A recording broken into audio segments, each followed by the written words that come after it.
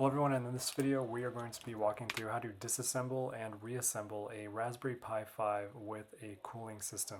And so the very first step, if you're disassembling it, is to just pop off the black plastic case pieces.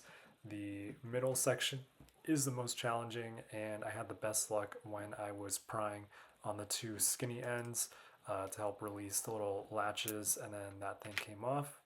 Up next, you have 4 Phillips screws. These are very tiny little Phillips bits, so I used a PH1 bit, and I put it on a drill just to save my hand a little bit here so I could keep the pressure down on it. So you take out those 4 screws, and then the other thing, once you've got the screws out, is you're going to want to lean the unit downwards so that you keep the little black plastic cap for the power button in the case, otherwise it'll fall out on you. So just tilt it as you're doing that. That'll make things a lot easier. Up next is removing the heatsink from the actual Raspberry Pi 5 motherboard. And so there are 2 plastic push pins that are diagonal from each other that you need to remove. And ideally you'd have like a plastic flathead screwdriver or something to kind of depress the little flaps that push out from it. In my case I didn't have that, so I just tried using my fingernail as gently as possible to push those tabs in so I could pop the pins out.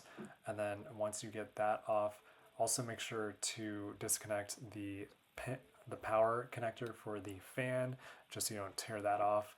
And then you can remove that from the board, and then you should have the thermal pads sticking onto that aluminum heatsink that you are removing. To begin the reassembly, we're going to start by taking the thermal pads and placing that back onto the Raspberry Pi 5 motherboard. So the pad on the bottom left here is for the power IC chips, the integrated circuits. The chip above the CPU is, I think, the memory, but I could be wrong.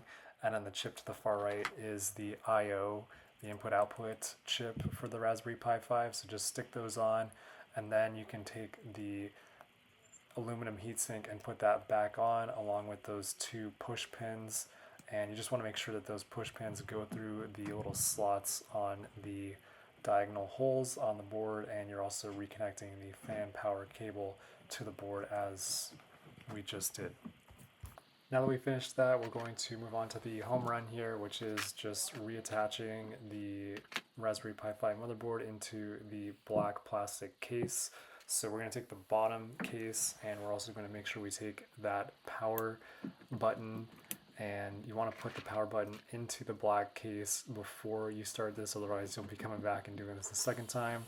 So just slot that in, and then you're going to keep that angle tilted so that when you drop your board in, you still have that little button, the black plastic thing for the power button, in there.